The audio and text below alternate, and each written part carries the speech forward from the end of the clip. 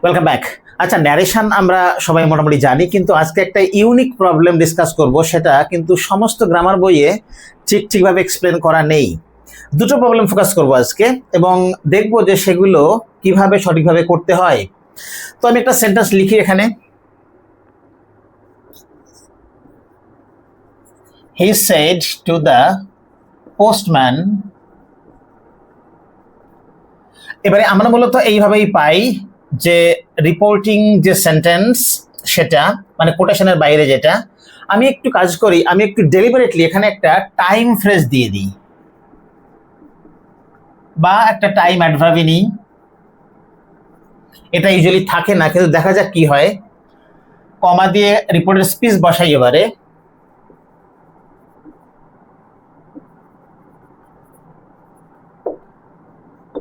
Please come in.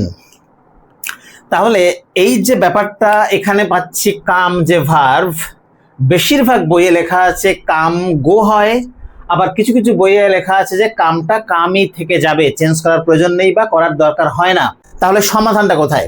তাহলে এখানে একটা প্রবলেম, কামকে গো করবো নাকি কাম রেখে দেবো। আর একটা প্রবলেম আমরা পাচ্ছি এখানে, সাবজেক্ট ভার্ব প্রিপোজিশন নিয়ে ভার্বটাকে নেব, অবজেক্ট, তারপর একটা টাইম অ্যাডভার্ব পাচ্ছি।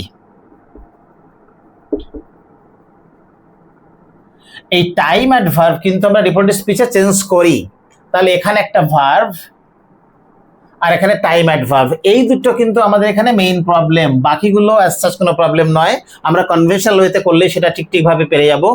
আরেকটা বিষয় ইম্পর্টেন্ট, সেটা হচ্ছে সাবজেক্ট এবং অবজেক্ট, এদেরকে ওইভাবে না ভেবে আমাদের মনে রাখতে হবে যে কথাটা কে বলছে মানে স্পিকার, এবং কে শুনলো লিসনার, এই দুটো ফর্মে রাখতে হবে। এবং আমি আমার গত ভিডিওতে বলেছিলাম যে স্পিকার এবং লিসনার এই দুটো ব্যাপার আইডিয়া করে আমাদের রিপোর্টেড স্পিচের মধ্যে প্রোনাউন চেঞ্জ করতে হয়, সেটা আজকে বিষয় নয়। তাহলে দেখা যাক যে ফার্স্ট প্রবলেম, সেটা হচ্ছে যদি রিপোর্টিং সেন্টেন্সে মানে কোটেশনের বাইরের অংশে কোনো টাইম অ্যাডভার্ব থাকে, এই ইয়েস্টারডে কথাটা যদি এখানে থাকতো, রিপোর্টেড স্পিচে কোনোভাবে থাকে, আমরা জানি সেটা দ্য প্রিভিয়াস ডে বা দ্য ডে বিফোর লিখতে হয়। তাহলে এখানে কি সেটা হবে? Question number 1। সেকেন্ড, এই কামটাকে কি আমরা গো করব নাকি কামটাকে রেখে দেবো? দুটো ব্যাপার আলোচনা করি। তাহলে মনে রাখতে হবে, যদি আমাদের রিপোর্টিং যে সেন্টেন্স তার মধ্যে যদি কোনো টাইম অ্যাডভার্ব বা টাইম অ্যাডভার্ব কোনো ফ্রেজ থাকে, সেক্ষেত্রে আমরা কিন্তু তাকে একদমই হাত দেবো না, চেঞ্জ করব না। আমাদের শুধু চেঞ্জ হবে এই একটা জায়গায়, এটা কি টাইপের সেন্টেন্স সেজন্য রিপোর্টিং ভার্বটা চেঞ্জ হবে, আর কোথাও চেঞ্জ হবে না বাইরের সেন্টেন্সের মধ্যে। এবারে এটা প্লিজ থাকছে, প্লিজকে আমরা কি করি আমরা জানি। এবার কাম না গো লিখবো, সেটা হচ্ছে আসল ব্যাপার, সেটা আমি একটু এগোই। তাহলে এই সেন্টেন্সকে আমরা যদি ইনডিরেক্ট নারেশনে নিয়ে যাই, হি রেখে দিলাম, সেইড টুকে চেঞ্জ করব, এর মধ্যে কি সেন্স রয়েছে? রিকোয়েস্ট, তাহলে সেটাই নিয়ে আসবো। আমরা জানি এটা পাস্টে থাকার জন্য পাস্টই করে দিলাম, তাহলে লিসনার সেটা আনচেঞ্জ রয়ে গেল। এইবার এই যে টাইম অ্যাডভার্ব, এটাও কিন্তু আমরা চেঞ্জ করব না, যা আছে তাই থাকবে, কারণ এটা বাইরে আছে, কোটেশনের বাইরে আছে। এবারে ইম্পারেটিভ সেন্টেন্স, যেহেতু ইম্পারেটিভ সেন্টেন্সে টু দিয়ে শুরু করতে হয়, টু এর পরে ভার্ব তার রুট ফর্ম। এবারে কাম লিখবো নাকি গো লিখবো, মেইন ব্যাপার এটা আমাদের ভাবতে হবে এভাবে, স্পিকার এবং লিসনার। আমি একটু ছবি মাধ্যমে বোঝাই। তাহলে এখানে যা কন্টেক্সট বোঝাচ্ছে যে সে পোস্টম্যান, যিনি চিঠি ডেলিভার করবেন, তাকে ভেতরে আসতে বলছেন। তার মানে লিসনার হচ্ছে আউটসাইডে আছেন আর স্পিকার ইনসাইডে রয়েছেন।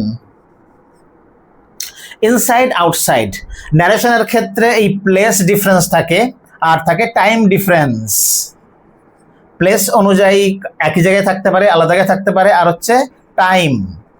তাহলে আমি যখন এই বক্তব্যটাকে আবার আমার মতো করে বলবো, থিমটাকে একই রেখে, বিষয়টাকে একই রেখে, তখন কিন্তু আমাকে দেখতে হবে যে আমার পজিশন কি স্পিকারের সঙ্গে, মানে আমি কোথায় আছি, স্পিকারের সঙ্গে আছি নাকি আমি বাইরে আছি। তার মানে আমার পজিশনও কি ইনসাইড নাকি আমার পজিশনও আউটসাইড।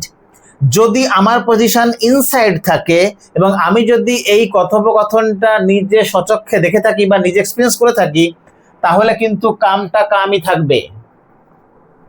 আর যদি আমি এই ব্যাপারটা, এই যে কথাটা সে বলল পোস্টম্যানকে, আমি হয় তার মুখ থেকে বা পোস্টম্যানের মুখ থেকে শুনেছি এবং আমি পরবর্তীকালে সেটা আমি ন্যারেট করলাম ইনডিরেক্টে, তখন কিন্তু কামটা গো হয়ে যাবে। খুব ইম্পর্টেন্ট ব্যাপার। তাহলে কামও থাকতে পারে, কাম গো হতে পারে, ডিপেন্ড করছে যিনি এই ব্যাপারটা ন্যারেট করবেন তিনি কি ওই মুহূর্তে ওখানে ছিলেন এবং সেখানে বসেই ন্যারেট করছেন, নাকি টাইম পাল্টে গেছে, প্লেস পাল্টে গেছে পরবর্তী কোনো সময়ে, পরবর্তী কোনো জায়গায়। সেক্ষেত্রে কিন্তু পজিটিভলি কাম গো হবে। তার মানে যদি আমি স্পিকারের বা লিসনারের মুখ থেকে কথাটা শুনে পরবর্তীকালে সেটাকে ন্যারেট করতে চাই তাহলে কাম গো হবে, অন্যথায় কিন্তু কামটা কামই রয়ে যাবে। তাহলে আমি করে দেখাই কি ডিফারেন্স আসতে পারে। তাহলে আমি এখানে লিখলাম he requested the postman yesterday to, এবার আমি যদি বলি কাম, আমি দুটো অপশনে লিখলাম, ব্যাস। এবারে কথা হচ্ছে কোনটা হবে, এক্সপ্লেন করে দিয়েছি। যদি বলি he requested the postman yesterday to come in, তার মানে আমি ওর পাশেই ছিলাম, আমি এই যেখানে ছিল আমি সেখানেই ছিলাম, সচক্ষে দেখলাম, সে বলল কাম ইন, পরবর্তীকালে এক্সপ্লেন করতে গিয়ে আমি বললাম কাম ইন। যদি সময় এবং প্লেস চেঞ্জ হয়ে না গিয়ে থাকে, আর যদি চেঞ্জ হয়ে গিয়ে থাকে তখন আমাকে লিখতে হবে গো ইন, কারণ সময় পাল্টে গেছে, আমার প্লেসও পাল্টে গেছে, আমার পজিশনও পাল্টে গেছে। তখন আমি যেহেতু সেই জায়গায় নেই, যে বলেছিল বক্তা তার পাশে বসেছিলাম সেখানে আমি নেই। এবার আমি কি বলবো, হি requested the postman to go inside the room. তাহলে কাম হতে পারে, গো হতে পারে।